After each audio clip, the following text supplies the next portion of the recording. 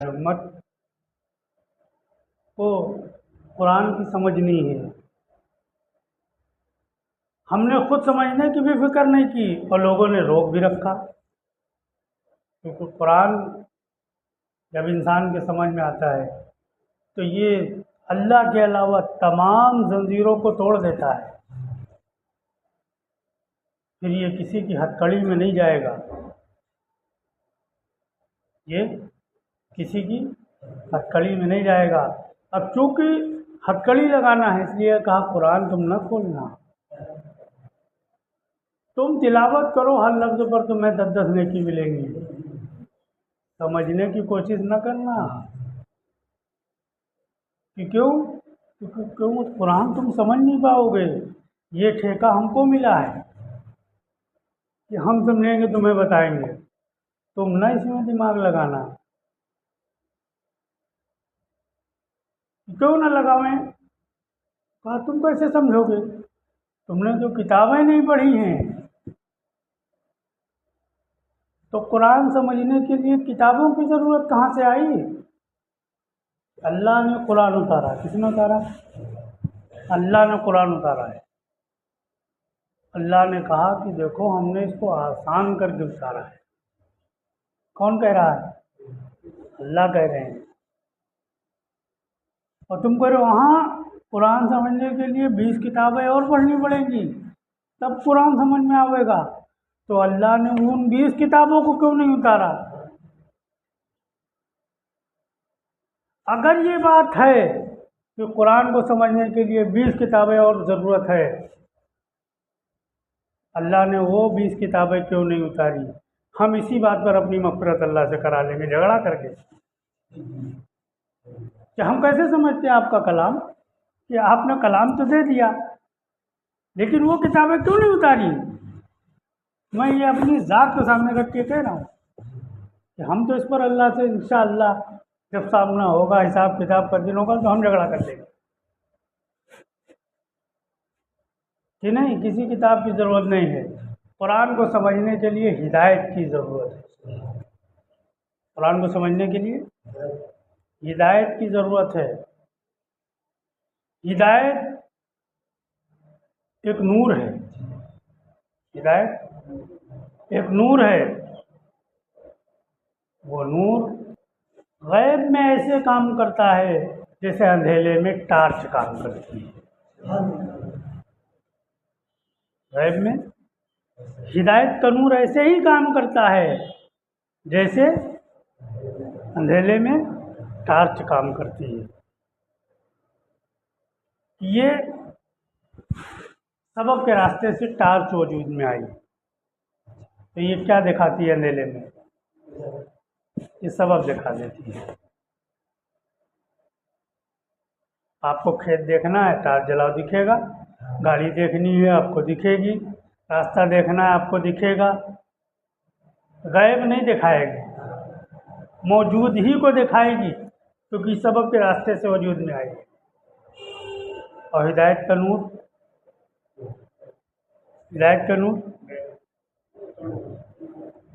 وہ کسی سبب سے نہیں آتا ہے، وہ اللہ کے دینے سے آتا ہے.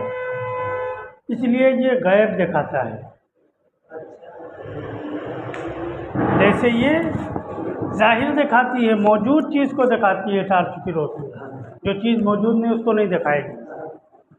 ایسے ہی قرآن میں جو اللہ نے غیب اتارا ہے، کائنات میں جو غیب کا نظام ہے وہ ہدایت کی روشنی میں نظر آتا ہے. کائے کی روشنی میں؟ ہدایت کی روشنی میں نظر آتا ہے. تو قرآن کتابیں پڑھنے سے سمجھ میں نہیں آتا ہے، قرآن ہدایت کو لینے سے سمجھ میں آتا ہے.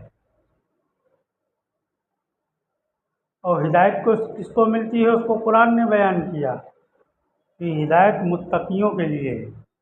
یہ نور کس کو دیا جائے گا؟ متقی لوگوں کے لیے دیا جائے گا. اب متقی کس کو کہتے ہیں؟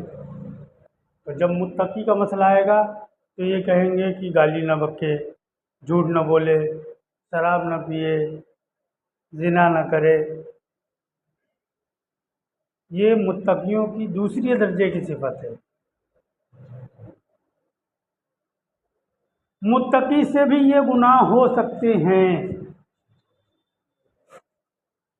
یہ جتنے ہیں ابھی بتائے، جھوٹ بولنا، شراب پینا، زنا کرنا اور حرام کھا لینا، حرام کما لینا وغیرہ وغیرہ، جتنے ظاہر میں گناہ بتائے جاتے ہیں یہ متقی سے بھی ہو سکتے ہیں۔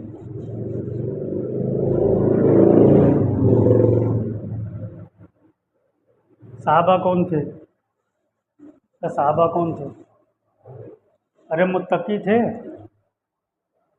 ان کے بھی متقی ہونے میں کوئی جو صحابہ تھے، منافقین کی بات نہیں کر رہے ہیں، ان میں جو صحابہ تھے جن کو اللہ نے صحابہ کہا ہے، محمد صلی اللہ علیہ وسلم نے جن کی بشارت دی ہے، ان سے بھی ان گناہوں میں سے کوئی نہ کوئی گناہ اللہ نے کروا دیا ہے،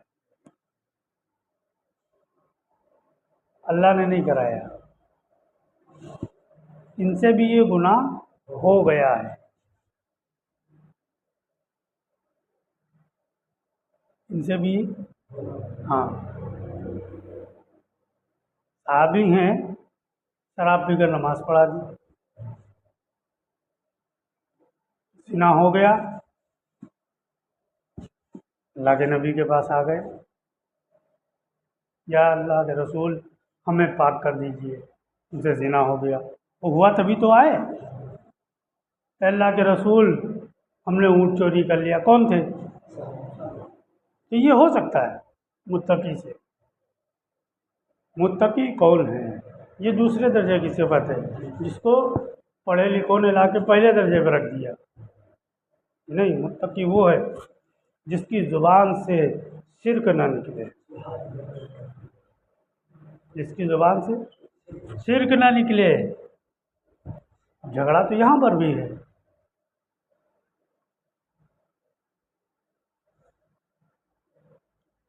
کہ کوئی بھی شرک نہ نکلے، یہ اس کی زبان سے کبھی یہ نہ ہو، یہ نہ نکلے کہ اللہ کے غیر کی طرف ہونے میں یہ منسوخ کر دے۔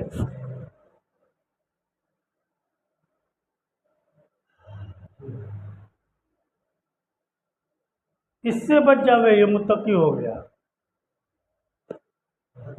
یہ جو دوسرے درجے کی چیزیں ہیں یہ ان سے تو بچ جائے گا، اور ہو جائیں گی تو اللہ معاف کر دیں گے، کیونکہ جب یہ دوسرے درجے کے گناہ ہوں گے تو یہ بے چین ہو کے اللہ سے اتنا گڑ گڑائے گا، اتنا گڑ گڑائے گا کہ اللہ کو ترس آ جائے گا، اللہ معاف کر دیں گے۔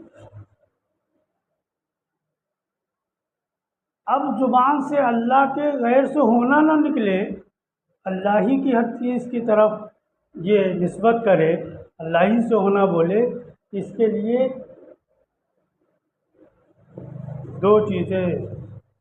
دو چیزوں پر محنت کی ضرورت ہے۔ کتنی چیزوں پر؟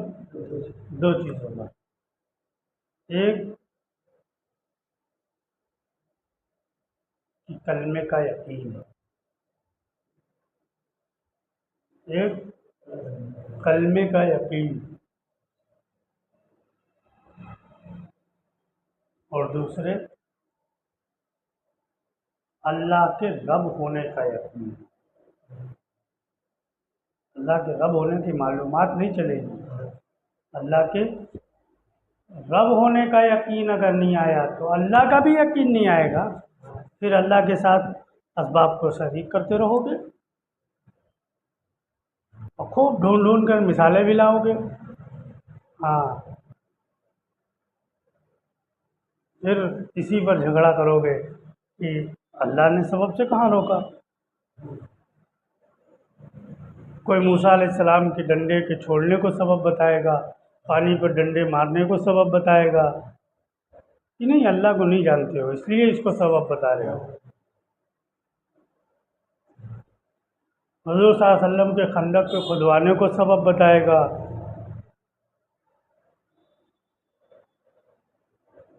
کہ یہ دنیا میں انسان کا پرورش کا امتحان ہے۔ یہ دنیا میں کاہے کا امتحان ہے؟ پرورش کا امتحان ہے۔ اس کے سبب سے بچ جاؤ، باقی کسی چیز کی کوئی حیثیت نہیں ہے، سب بے حیثیت ہے۔ اللہ کے رب ہونے کا یقین، کہ اللہ کے رب ہونے کا یقین کب آئے گا؟ کہ کلمے کا یقین آئے گا زبان کے راستے سے، کلمے کا یقین زبان کے راستے سے، کہ جہاں بیٹھو ہر چیز کی نسبت، جو چیز آنکھ سے نظر آوے زبان سے اس کی نسبت اللہ ہی کی طرف کرتے رہو، تنہائی میں ہو یا بھیڑ میں ہو، مجمع میں ہو یا چند لوگوں میں ہو، جہاں بھی ہو، جو چیز جہاں سے نظر آ رہی وہاں سے اس کو ہٹا کر اللہ ہی کی طرف اس کو بولو۔ رب ہونے کا یقین وہ نماز سے آئے گا، رب کا یقین نماز سے آئے گا، کیونکہ بغیر اس سے ضرورتیں پوری کرائے یقین نہیں آئے گا۔ اور تم نے قسم کھا رکھی ہم کو اس سے پوری نہیں کرانا ہے، ہم کو اس نے اسباب بنائے ہیں تو سبب سے پوری کرانا ہے، بنائے اللہ نے اسی لیے ہے، اللہ نے اس لیے نہیں بنائے ہیں۔ ذہن صاف کر لو موت سے پہلے، اللہ نے اس لیے نہیں بنائے ہیں کہ تم اس کے ذریعے سے فائدے اٹھاؤ، اللہ نے ہمارے آپ کے امتحان کے لیے بنائے ہیں کہ جاؤ گے کدھر، نظر سے جو نظر آئے گا اس کی طرف جاؤ گے یا خبر جو ہم نے بھیجی ہے اس کی طرف جاؤ گے۔ دنیا امتحان کی جگہ ہے، ہمارے آپ کے امتحان کی جگہ ہے، اس کائنات کا امتحان نہیں ہے، تو اللہ نے بنایا ہے ہمارے امتحان کے لیے، کہ اللہ نے جو کچھ بنایا اس کو نظر سے دکھا دیا اور جو کچھ اتارا اس کو غیب میں رکھ دیا۔ جو کچھ بنایا وہ نظر میں دکھا دیا اور جو کچھ اتارا، جس پر اللہ نے جنت کا فیصلہ کرنے کا حکم دیا، اپنی رضا کا پروانہ بھیجا، اس کو غیب میں رکھ دیا۔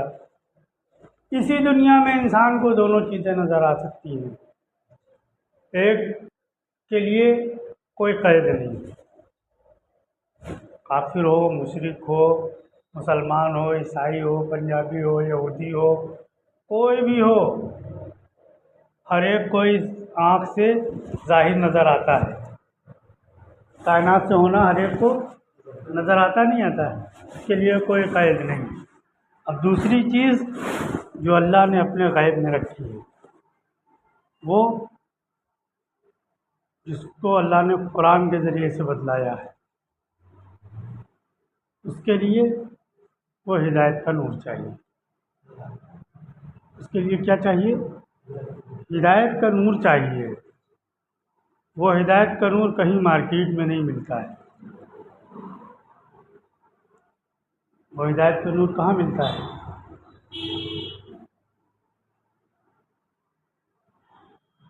کہ وہ ہدایت کا نور قرآن میں ہے۔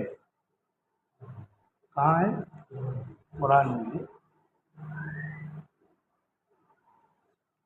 تو قرآن کو سمجھو اور قرآن کے مطابق اپنی زندگی کو گزارو، اللہ اس نور کو بڑھاتے رہیں گے،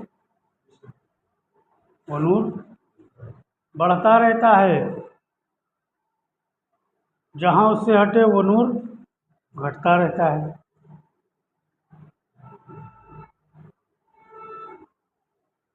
اب جن کا جس درجے کا نور ہوگا اس درجے کا غیب اس کے اوپر الٹا لیتا ہے۔ سب سے زیادہ ہدایت کا نور وہ انبیاء کے پاس ہوتا تھا۔ کس کے پاس؟ انبیاء کے پاس۔ اللہ کے نبی علیہ الصلوۃ والسلام عالم برزخ میں مردے کے ساتھ کیا حشر ہو رہا ہے وہ دیکھ لیتے تھے، ایسے دیکھتے تھے، ایسے دیکھتے تھے، ہدایت کے نور سے دیکھتے تھے۔ साहबा से क्या पूछ रहे हैं, आज रात तुमने कोई आवाज़ सुनी?